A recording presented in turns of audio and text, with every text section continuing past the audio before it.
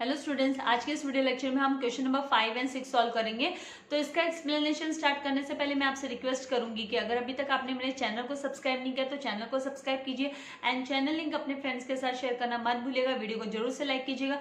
तो यहाँ पे दिया है question 1, explain the role of cooperative movement in Maharashtra. Maharashtra में कोऑपरेटिव मूवमेंट का रोल क्या है? तो यहाँ पर आंसर लिखेंगे हम, cooperative movement is the greatest contribution है जो कि given by the state of Maharashtra to the country को, है ना। ये महाराष्ट्र ने ही दिया हुआ है, स्टेट ऑफ महाराष्ट्र से ही आया है ये कॉन्सेप्ट है जो।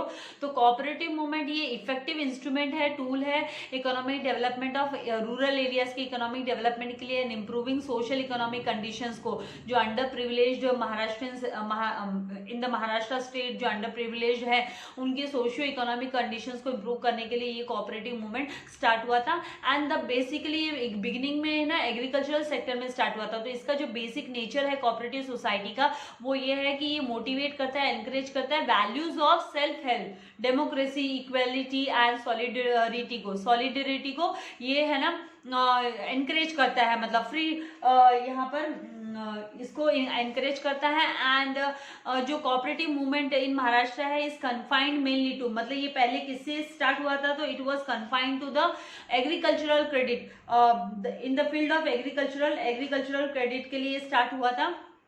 एंड नेक्स्ट यहाँ पर बट सब्सिक्वेंटली, और इसके बाद में ही है ना जैसे प्रोडक्शन सेक्टर्स हो गए, अदर मार्केटिंग एग्रो, यहाँ पर जैसे एग्रो प्रोसेसिंग के लिए स्टार्ट हो गया, एग्रो मार्केटिंग, शुगर कोऑपरेटिव्स के लिए एंड फिशरी कोऑपरेटिव्स सोसाइटीज के लिए, then cooperative dairy societies, textiles, housing societies and consumer stores, ये सब के लिए स्टार्ट हो गया था। एज ऑन 31 मार्च 2017 का अगर हम रिकॉर्ड उठाकर देखें तो there were about 1.95 lakh cooperative societies है महाराष्ट्र स्टेट में, विथ अबाउट 5.25 लाख मेंबर्स, जिसके जो मेंबर्स है, नंबर ऑफ मेंबर्स इसमें है वो 5.25 लाख नंबर ऑफ मेंबर्स है।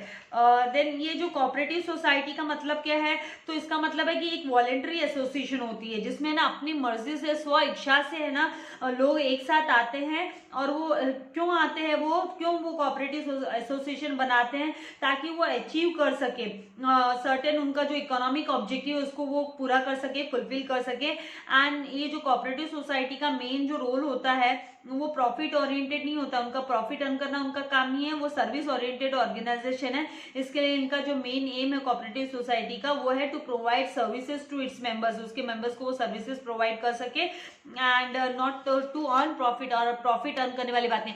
तो ये लोग यूनाइटेडली, मतलब सॉलिडरिटी के साथ में, यूनाइटेडली मतलब इसका मतलब सॉलिडरिटी मतलब यूनिटी के साथ, and equality and democracy and self help के लिए को ये मोटिवेट करता है कोऑपरेटिव मूवमेंट।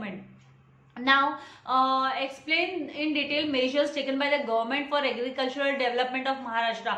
तो आंसर में हम यहाँ पे agriculture and allied activities play an important role, ये है ना इम्पॉर्टेंट रोल प्ले करती है in the development of the, in the economic development of the state. Main ये ऑक्यूपेशन हो गया। तो the government has undertaken, government ने इसके लिए बहुत सारे मेजर्स है वो उन्होंने लेकर आए हैं, टूल्स लेकर आए हैं ताकि है ना इसको एग्रीकल्चर डेवलपमेंट को कर सके, इम्प्रूव कर सके। So these measures can be explained as per the economic survey of Maharashtra 2017-18 के तहत ये है क्या क्या इसमें बोला गया कि distribution of quality seeds eight reasonable rates, Maharashtra government reasonable price पे मतलब अफोर्डेबल प्राइसेस पे है ना क्वालिटी सीड्स है ना अवेलेबल करके देगी फार्मर्स को। Then increase number of outlets for fertilizers and pesticides, outlets मतलब यहाँ पे जो शॉप्स होते हैं, जो मतलब यहाँ पे स्टॉल्स हो गए जो डिस्ट्रीब्यूट करेंगे फर्टिलाइजर एंड पेस्टिसाइड डिस्ट्रीब्यूशन का काम करते हैं, तो उनके नंबर्स भी इंक्रीज कर दिए। देन डेवलपमेंट ऑफ एग्रीकल्चरल, पहला इसके पहले है कि डेवलपमेंट ऑफ इरिगेशन फैसिलिटी, सिंचाई के काम में भी उन्होंने डेवलपमेंट किया है, पानी की फैसिलिटी दी है, फार्मर्स को इलेक्ट्रिफिकेशन का काम किया है ताकि है ना एग्रीकल्चर फार्म्स पे जो पंप्स यूज किए जाते हैं उसके लिए इलेक्ट्रिक की जरूरत पड़ती है, and efforts to provide electricity on demand, और कोशिश की है कि है ना डिमांड जब तब है ना फार्मर डिमांड करे तब उनको इलेक्ट्रिसिटी प्रोवाइड करके दे सके। नाउ फाइनेंशियल असिस्टेंस के लिए भी उन्होंने एज पर द रिक्वायरमेंट उन्होंने ना मेजर्स लेकर आया है, गवर्नमेंट ने बहुत सारे मेजर्स लेकर आए हैं। And setting up of agricultural produce marketing committees, APMC उन्होंने सेटअप की है, establishment of agro export zones हो गए, हॉर्टिकल्चरल ट्रेनिंग सेंटर्स हो गए, ग्रेडिंग एंड पैकिंग फैसिलिटीज हो गए फॉर इफेक्टिव डिस्ट्रीब्यूशन के लिए। नाउ 7th यहाँ पे है creating awareness about agricultural information को लेकर जो अवेयरनेस लेके आने का काम through the use of mass media का यूज करते हुए for making agriculture a profit making business, agriculture को प्रॉफिट मेकिंग बिजनेस बनाने के लिए। Now question number 3, explain the major problems in the industrial sector of Maharashtra के इंडस्ट्रियल सेक्टर में कौन से है ना मेजर प्रॉब्लम्स है जो फेस करने पड़ रहे हैं इंडस्ट्रीज को। तो Maharashtra is an industrially advance state, हम सभी जानते हैं कि है ना ज्यादा से ज्यादा जो फॉरेन डायरेक्ट इन्वेस्टमेंट है वो महाराष्ट्र में लेकर आते हैं, मतलब फॉरेन कंपनीज भी महाराष्ट्र में सेटअप होना चाहती है। तो इंडस्ट्रियल सेक्टर ये है ना बहुत ही मेजर रोल प्ले करता है इकोनॉमिक डेवलपमेंट के लिए महाराष्ट्र के, and it has a potential, और इसमें है ना ये पोटेंशियलिटी भी है, इसकी कैपेबिलिटी भी है कि ये जो एक्सेस जो लेबर है उसको ये है ना अब्जॉर्व कर लेता है, जो फार्मिंग सेक्टर से वाले जो एक्सेस लेबर है जो जब ये ना अनएम्प्लॉयड रहते हैं, वो जब है ना सीजन नहीं होते फार्मिंग के तो उस समय पर उसको भी ये ऑब्जर्व कर लेते हैं industries, and it leads to diversification of market को डाइवर्सिफाई करने का काम, जनरेट्स हायर इनकम जनरेट करने का काम and higher productivity. Now as per annual survey of industries, survey of industries के हिसाब से 2016-17 के हिसाब से the industrial sector of Maharashtra का जो इंडस्ट्रियल सेक्टर है is at the top position, वो टॉप पोजीशन पे है। So the share of industry in the net value added that is NVA is about 18% है, 18% है या इंडस्ट्रियल सेक्टर से जो शेयर आता है और टोटल NVA में ये है ना 18% का कंट्रीब्यूशन महाराष्ट्र की तरफ से आता है। So Maharashtra has also been the first choice, इसीलिए फर्स्ट चॉइस है domestic as well as foreign investors की, जैसे मैंने आपसे कहा FDI महाराष्ट्र में ज्यादा आता है। नाउ जनरल प्रॉब्लम्स क्या है इस इंडस्ट्रियल सेक्टर की, तो ये जो गवर्नमेंट के प्रोसीजर्स है, there is delays in the government procedure, आपको चाहिए तो आप इसको स्टेटमेंट फॉर्म में लिख सकते हो, इसको आप एलोबरेट करते हुए इस पॉइंट को लिख सकते हो कि भाई जो प्रोसीजर है तो ये प्रोसीजर में जो डिले होती है इंडस्ट्रियल उसमें स्लो जो है ना द सेक्टर, ये जो सेक्टर है ये सफर करता है due to the delay in government procedures में जो डिले होता है, स्लो गवर्नमेंट प्रोसीजर्स है उसकी वजह से ये सफर करता है। Then lack of opportunities for skill development के लिए भी अपॉर्चुनिटीज है वो बहुत कम है यहाँ पर, and lack of updated technology, जो एडवांस टेक्नोलॉजी ना होने की वजह से ये सेक्टर को बहुत सारी प्रॉब्लम्स उठानी पड़ती है, इसीलिए ये जो ग्रोथ है इस सेक्टर का वो स्लो डाउन हो जाता है। Then lack of infrastructural facilities, तो ये इंफ्रास्ट्रक्चर जैसे एग्जिस्टिंग इंफ्रास्ट्रक्चर जो फैसिलिटीज है वो इनसफिशिएंट है, वो सारी रिक्वायरमेंट्स फुलफिल करने के लिए इंडस्ट्रियल सेक्टर की, तो वो कम पड़ती है। Then lack of development, lack of motivation to new entrepreneurs मतलब नए बिजनेसमैन लोगों को यहाँ पे है ना मोटिवेशन नहीं मिल पाता है, उनको एनकरेजमेंट नहीं मिल पाता है टू डू समथिंग डिफरेंट, कि वो कुछ अलग हटकर कुछ करे, और इसकी वजह से लेस मोटिवेशन इनोवेशन होता है इस सेक्टर में, इनोवेशन भी लेस होता है। Now 6 lack of development programmes, तो लैक ऑफ डेवलपमेंट प्रोग्राम्स की वजह से ना ये जो सेक्टर इंडस्ट्रियल सेक्टर है इसको बहुत ही खामियां भुगतनी पड़ती है, इनकी खामियों की वजह से, डेवलपमेंटल प्रोग्राम्स की खामियों की वजह से बहुत तकलीफ होती है, सेक्टर को प्रॉब्लम अराइज होती है। एंड देन रीजनल इम्बैलेंस, तो क्योंकि यहाँ पे रीजनल इम्बैलेंस का मतलब क्या होता है कि बहुत डिफरेंस है बिटवीन डिफरेंट रीजन्स, अलग अलग रीजन के उनके पर कैपिटा इनकम के हिसाब से हो गया, जैसे मान लो लिटरेसी रेट के हिसाब से हो गया, हेल्थ एंड एजुकेशन सर्विसेज को लेकर हो गया, लेवल्स ऑफ इंडस्ट्रियलाइजेशन, तो इसकी वजह से है ना रीजनल इम्बैलेंस की वजह से भी प्रॉब्लम्स फेस करनी पड़ती है इंडस्ट्रियल सेक्टर को। नाउ फोर्थ यहाँ पे दिया है क्वेश्चन की explain the measures taken to develop the social infrastructure in Maharashtra. Maharashtra में सोशल इंफ्रास्ट्रक्चर को डेवलप करने के लिए कौन से टूल्स अप्लाई किए जाते हैं, लिए जाते हैं। तो social infrastructure is also one of the important component है, ये इंपॉर्टेंट फैक्टर है, कंपोनेंट है इकोनॉमी का, because it improves the quality of human life की क्वालिटी को इम्प्रूव करता है, एज वेल एज ये है ना स्टिमुलेट करता है, इकोनॉमिक डेवलपमेंट को भी एनहांस करता है। And it does not only improves the quality but also gives the power to produce knowledge produce करने के लिए भी पावर देता है। तो सोशल इंफ्रास्ट्रक्चर है, उसमें क्या क्या आता है, क्या कंसिस्ट करता है। तो लिटरेसी प्रोग्राम इसके अंतर्गत आता है, एजुकेशन हो गई, पब्लिक हेल्थ हो गया, हाउसिंग हो गया, ड्रिंकिंग वाटर हो गया एंड सैनिटेशन वगैरह। नाउ कौन कौन से मेजर्स लिए गए हैं, स्टेप्स लिए गए हैं, तो कौन से स्टेप्स अंडरटेक किए गए हैं इसको डेवलप करने के लिए, टूल्स कौन से अप्लाई किए गए। तो the measures undertaken to develop the social infrastructure are as follows. तो सबसे पहले एजुकेशन सेक्टर, तो एजुकेशन को हम बोलते हैं कि बेसिक हमारी जरूरत है, रिक्वायरमेंट है, जैसे हमारी बेसिक नीड्स है, अदर नीड्स है, वैसे एजुकेशन भी बेसिक नीड है अभी। And it forms the backbone of socio economic development of any country. किसी भी कंट्री का सोशियो इकोनॉमिक डेवलपमेंट के लिए ये है ना रीढ़ की हड्डी की तरह काम करता है। And education is significant aspect है, ये ह्यूमन रिसोर्स डेवलपमेंट का, HRD का सिग्निफिकेंट इंपॉर्टेंट एस्पेक्ट हो गया। And in the present scenario, आज के समय को देखते हुए अगर हम बात करें तो इंडिया है ना, India is getting the highest advantage, उसको है ना एडवांटेज मिल रहा है, हाईएस्ट डेमोग्राफिक डिविडेंड का, due to the maximum percentage of young population, क्योंकि यहाँ के में है ना, यहाँ की जो पॉपुलेशन है उसमें मैक्सिमम पॉपुलेशन यंग पॉपुलेशन है।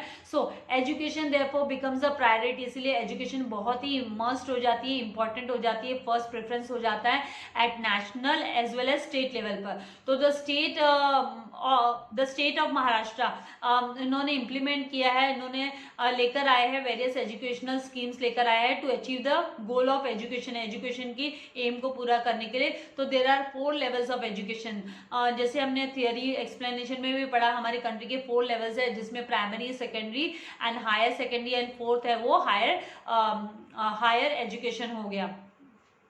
नाउ प्राइमरी एजुकेशन के अंतर्गत क्या आता है, तो द स्टेट ऑफ महाराष्ट्र ने इंप्लीमेंट किया right to education, RET act. RTE act में क्या है, right to education of children, 6 साल से लेकर 14 साल तक के बच्चों को free education, free and compulsory education का RTE अंडर द सर्व शिक्षा अभियान के तहत। और इसका जो एक्सपेंडिचर है, महाराष्ट्र गवर्नमेंट ने जो खर्चा किया, एक्सपेंडिचर किया स्टेट गवर्नमेंट ने ऑन प्राइमरी एजुकेशन, वो रिकॉर्ड किया गया है 2016-17 के हिसाब से 19,486 करोड़ रिकॉर्ड हुआ है, दर्ज हुआ है।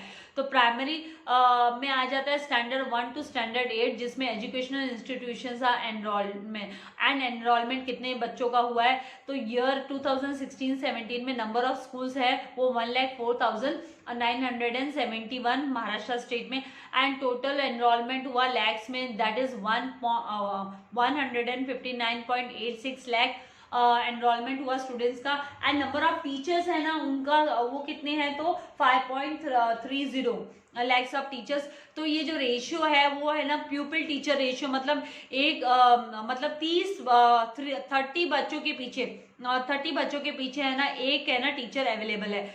30 बच्चों के पीछे 3:1 का रेशियो है, 30 बच्चों के पीछे एक टीचर अवेलेबल है। ये सोर्सेस कहाँ से लिया हुआ है, तो इकोनॉमिक सर्वे ऑफ महाराष्ट्र 2017-18 के रिकॉर्ड से उठाया हुआ है ये। नाउ नेक्स्ट यहाँ पर आ जाता है secondary and higher secondary.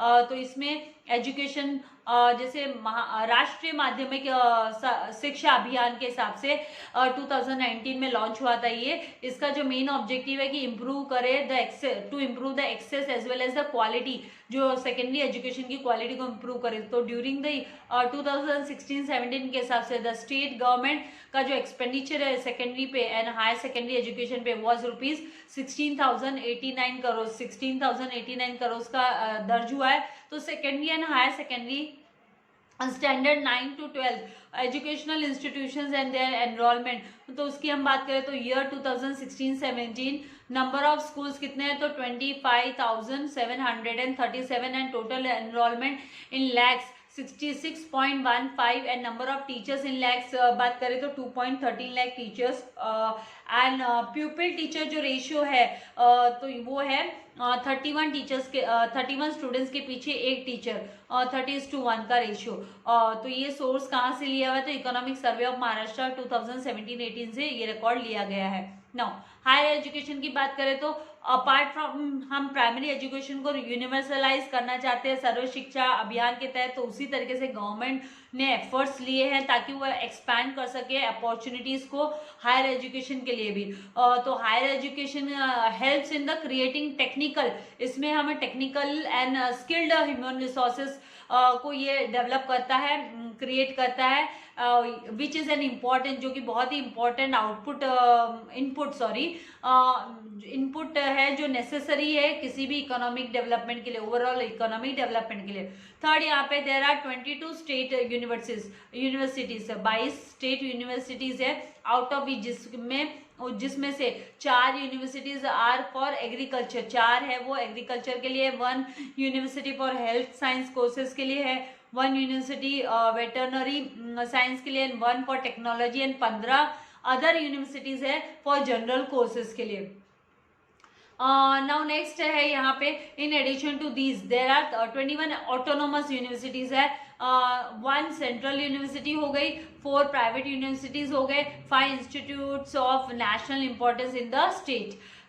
Now to meet the challenges of liberalization, privatization and globalization, आज है ना बाउंड्रीलेस बिजनेस चल रहा है, मतलब आप है ना बियॉन्ड द कंट्री के फिजिकल बाउंड्री के बियॉन्ड भी हम बिजनेस कर सकते हैं, एक्सपोर्ट इम्पोर्ट का बिजनेस चलता है, राइट। प्राइवेटाइजेशन हो गया है और लिबर्टी टू डू बिजनेस हो गया, लिबर्टी, बहुत सारी लिबर्टीज 1991 में लिबरलाइजेशन हुआ था, तो उसके तहत बहुत सारे फेवर में मतलब बिजनेस को एक्सपैंड करने के लिए तो पॉलिसीज बने हैं। तो the state enacted the new Maharashtra public universities act लेकर आया है 2016 का महाराष्ट्र ने, एंड इसका जो की फोकस है इस एक्ट का is to promote academic autonomy, academic education को एंड एक्सीलेंस को बढ़ाना है, स्किल बेस्ड एजुकेशन को आगे लेके आना है डेमोक्रेटिक प्रोसेस के थ्रू इन हायर एजुकेशन में। Now Maharashtra is also the first state है कंट्री में to receive the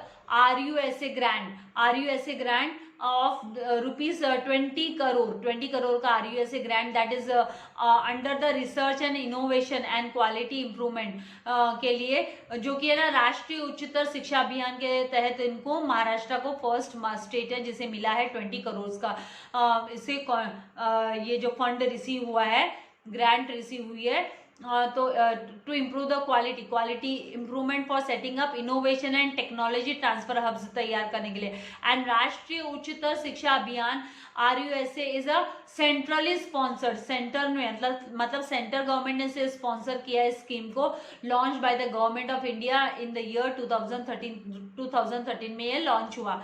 now other के पॉइंट्स में अगर हम आते हैं तो यहाँ पे इंक्लूसिव एजुकेशन हो गया, मतलब है ना जो डिसेबल्ड चिल्ड्रन भी है, डिफरेंटली एबल्ड चिल्ड्रन, जिसे हम डिसेबल्ड नहीं बोलेंगे, अब उन्हें हम बोलते हैं स्पेशल नीड्स वाले बच्चे हैं, जैसे हैंडीकैप हुए, किसी को कोई प्रॉब्लम है, तो उन बच्चों को भी स्कूल एजुकेशन नॉर्मल बच्चों के साथ एजुकेशन लेने का हक है, तो इंक्लूसिव एजुकेशन का कॉन्सेप्ट आया है। देन गर्ल्स एजुकेशन को बढ़ावा दिया गया है और गवर्नमेंट ने तो फ्री एजुकेशन दे के रखी है टिल हायर सेकेंडरी लेवल तक, और इसके तहत है ना इवन है ना इसको मोटिवेट करने के लिए गर्ल्स एजुकेशन को मोटिवेट करने के लिए गवर्नमेंट ने even free of cost ST bus services for school going girls के लिए रूरल एरियाज में अवेलेबल करके दिए, बाइसाइकिल्स दिए गए हैं, और जरूरत है अगर किसी गर्ल्स को जो 5 किलोमीटर के अंतराल जिसकी स्कूल है दूर है 5 किलोमीटर के अंदर है, तो उनको है ना उन्होंने बाइसाइकिल प्रोवाइड की है महाराष्ट्र ने, स्टेट गवर्नमेंट महाराष्ट्र ने।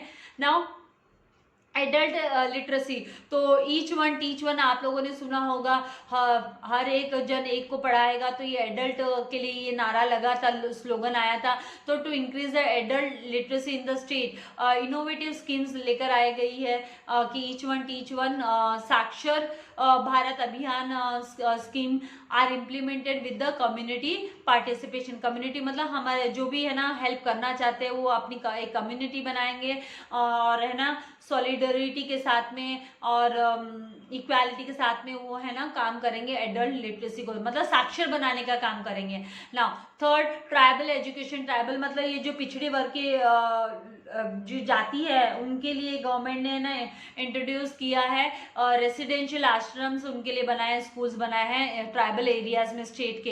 एंड ट्राइबल स्टूडेंट्स को है ना एकोमोडेशन मतलब रहने की जगह, सुविधा, फूड, यूनिफॉर्म, एजुकेशनल मटेरियल सब है ना गवर्नमेंट है ना कंसेशंस पे नहीं तो फ्री ऑफ कॉस्ट प्रोवाइड करी, other concessions free of cost दे रही है। तो there are 556 aided ashram schools है स्टेट में एंड गवर्नमेंट हॉस्टल फैसिलिटी भी दे रही है at division and district and taluka level पे to encourage the tribal students, ताकि वो पिछड़े वर्ग के लोग आगे आकर अपनी एजुकेशन कंप्लीट कर सके, हायर एजुकेशन कंप्लीट कर सके। लास्ट यहाँ पे है कि हेल्थ सर्विसेज, तो there are 1814 primary health centres है एंड 360 कम्युनिटी हेल्थ सेंटर्स है इन द स्टेट में एज ऑन 31 मार्च 2017 के हिसाब से, रिकॉर्ड के हिसाब से। गवर्नमेंट ऑफ महाराष्ट्र ने है ना ज़्यादा फोकस किया है हेल्थ सिस्टम को इम्प्रूव करने के लिए रूरल एंड अर्बन एरियाज में through national rural health mission के थ्रू, NRHM के through and national urban health mission के थ्रू अर्बन एरिया में। एंड ये जो प्रोग्राम्स है इसमें ना हेल्थ डिटर्मिनेंट्स जैसे कि ना फैक्टर्स जैसे कि सैनिटेशन एंड हाइजीन का ध्यान रखा गया, nutrition and safe drinking water भी इसके तहत आता है। और गवर्नमेंट ऑफ महाराष्ट्र ने क्रिएट किया है 3 टायर हेल्थ इंफ्रास्ट्रक्चर, इन्होंने प्रोवाइड किया है टू हेल्थ सर्विसेज को कॉम्प्रिहेंसिव बनाने के लिए और इसको एनलार्ज करने के लिए। Now primary tyre includes, primary tyre में क्या आता है तो इसमें health centres and community health centres included है इसके अंदर। और सेकेंडरी टायर में है ना सब डिस्ट्रिक्ट के जो हॉस्पिटल्स एंड डिस्ट्रिक्ट हॉस्पिटल्स है ये इंक्लूडेड है। एंड द टर्शरी टायर में क्या इंक्लूडेड है तो यहाँ पर इसमें है वेल इक्विप्ड मेडिकल कॉलेजेस आ गए, सुपर स्पेशलिस्ट हॉस्पिटल्स हो गए इसके अंदर में, इसके तहत में आते हैं। तो इस तरीके से जो गवर्नमेंट है वो कंटिन्यूसली काम कर रही है इम्प्रूव करने के लिए, स्टैंडर्ड ऑफ लिविंग हमारा इम्प्रूव हो और सबको फैसिलिटी मिले, तो उसके लिए है ना गवर्नमेंट बहुत ही आगे तक इसको लेकर जाए और हमारा जो कंट्री का सोशियो इकोनॉमिक डेवलपमेंट भी हो, तो वो कंटिन्यूसली प्रोग्राम्स ला रही है, इम्प्लीमेंट कर रही है, काम कर रही है। नाउ मूव करते हैं क्वेश्चन नंबर 6। तो क्वेश्चन नंबर 6 में क्या बोला गया है कि क्वेश्चन नंबर 6 में यहाँ पे दिया है कि रीड द फॉलोइंग पैसेज। आपको ये जो पैसेज दिया हुआ है ये रीड करना है। तो ये है कि government of India has launch, इन्होंने लॉन्च किया है an ambitious programme for Bharat net for rural India के लिए by keeping in mind today's modern era, आज का मॉडर्न इरा को समझते हुए कि भाई इंटरनेट के सभी को जरूरत है ना, तो मोर देन है ना 1 lakh rural gram panchayat areas have been connected, उनको कनेक्ट किया गया Bharat net high speed broadband के थ्रू, ब्रॉडबैंड स्कीम। अभी ये स्कीम का अभी देखो इस कोरोना काल में हमें बहुत इसका फायदा हो रहा है, राइट। मैक्सिमम हम ऑनलाइन स्टडीज कंडक्ट कर सकते हैं आराम से। So Maharashtra has become the best performing state बना है ये, and east Uttar Pradesh and Chhattisgarh, Rajasthan and Jharkhand have also been placed among the best performing states in the first phase of Bharat net broadband connection scheme के तहत। तो ये इसी के ऊपर हम बेस्ड आपको क्वेश्चंस के आंसर देने हैं। Why did the government of India launch the Bharat net project, क्यों लेकर आई है? तो government of India has launch an ambitious programme for Bharat net for rural India by keeping in mind today's modern era. आपको passage में से ही ढूंढ के लिखना है, तो आप लोगों के लिए पैसेज में से ढूंढ के आपको लिखना कोई नया नहीं है, आप लोगों ने तो हिस्ट्री साइंस सब में किया है, अभी ये कॉन्सेप्ट आप लोगों के लिए नया नहीं है। आपको पैसेज का और इंग्लिश में तो पैटर्न चल ही रहा है, हिंदी मराठी इंग्लिश सब में यही पैटर्न आप लोगों का चल रहा है। नाउ इसी पे बेस्ड आप लोगों को क्वेश्चन रहेगा। तो यहाँ पे अभी how many gram panchayat have receive the internet services, तो यहाँ पे से ही आपको ये देखिए आपने अगर केयरफुली रीड किया तो मोर देन 1 लाख, तो यहाँ पे हम लिखेंगे कि more than 1 lakh rural gram panchayat areas have been connected under the Bharat net high speed broadband scheme. Now which states have been placed as the best performing states in the first phase of Bharat net. First phase Bharat net के first phase में कौन से state है वो best performing state करके आगे आए हैं। तो यहाँ पे है ना पोजिशनली अगर हम बात करें तो Maharashtra has become the best performing state, और इसी के साथ ईस्ट उत्तर प्रदेश हो गया, छत्तीसगढ़, राजस्थान, झारखंड का भी नाम है जो कि है ना best among the best performing states में ये आते हैं इन द फर्स्ट फेज, जो फर्स्ट फेज है Bharat net broadband connection scheme का। नाउ लास्ट जो क्वेश्चन है वो आपको है ना आपका ओपिनियन एक्सप्रेस करना है, स्वमत वाला आप लोगों ने जैसे लिखा है हिंदी, मराठी और इंग्लिश में, एक्सप्रेस योर व्यूज, मतलब सेल्फ ओपिनियन क्वेश्चन हो गया। तो internet has brought the world closer, इसने है ना वर्ल्ड को क्लोजर लाया है। तो इसके ऊपर आपको अपने है ना व्यूज देने, तो आप अपने शब्दों में इसको प्रेजेंट कर सकते हैं। मैंने यहाँ पे अपने हिसाब से आप लोगों के लिए लिख दिया कि human life has improved and relax due to the internet, internet की वजह से इम्प्रूव हुई है, रिलैक्सड हुई है। And internet has many benefits, इसके बहुत सारे बेनिफिट्स है फॉर इंडिविजुअल्स के लिए and as well as companies के लिए भी। So the internet broadens, internet ने ब्रॉडन किया है अपना हमारा knowledge of what's going on in different parts of the world, and internet has made communication and information easily accessible. जैसे कि अब हम कर रहे हैं, हम कैसे हमारी ऑनलाइन क्लासेस चल रही है, कॉलेज के थ्रू के लेक्चर भी ऑनलाइन चल रहे हैं, राइट। सो वो इंटरनेट की वजह से ही पॉसिबल है। So a lot of information that is shared on the website पे जो शेयर की जाती है वो यूजफुल है फॉर मेनी पीपल, एंड बहुत सारी जो ऑर्गेनाइजेशन है, बिजनेस यूनिट्स हो गए, ऑर्गेनाइजेशंस हो गए, are able to conduct survey through social networking sites, and it has made it economical to be in touch with our friends, relatives. जैसे कि हमें ना स्काइपी के थ्रू, हमें ना जूम मीटिंग, हम बहुत कुछ मतलब हमें ना इंटरनेट की वजह से हमको मिला है। हु स्टे फार अवे, तो टीचर एंड स्टूडेंट का जो डिस्टेंस है वो भी है ना इंटरनेट ने है ना कम कर दिया है, राइट। टीचर एंड स्टूडेंट्स को भी क्लोजर ला दिया है by keeping the social distancing, right. So the facilities such as video calling की make it easy to be connected with just one click, एक क्लिक के साथ हम कनेक्ट हो जाते हैं। तो आई होप आपको ये सारे जो क्वेश्चंस के कॉन्सेप्ट है वो समझ में आ गए हैं। सब टेक्सचुअल है, कहीं से भी है ना उठाया नहीं गया है, ये जो आंसर्स है टेक्सचुअल है। आपको भी मैक्सिमम टेक्स्ट बुक रीड करना है, ऑटोमेटिकली आप एबल हो जाओगे आंसर्स लिखने के लिए। वीडियो को लाइक करना एंड शेयर करना नहीं भूलें। एंड वेरी इंपॉर्टेंट, अगर अभी तक आपने चैनल को सब्सक्राइब नहीं किया तो चैनल को सब्सक्राइब कीजिए, आपको इसके लिए कोई पेमेंट नहीं देना है। एंड बेल आइकन बटन को प्रेस कीजिए ताकि आपको मेरे लेटेस्ट वीडियो के नोटिफिकेशंस मिलते रहे। Thank you very much, God bless you all dear students.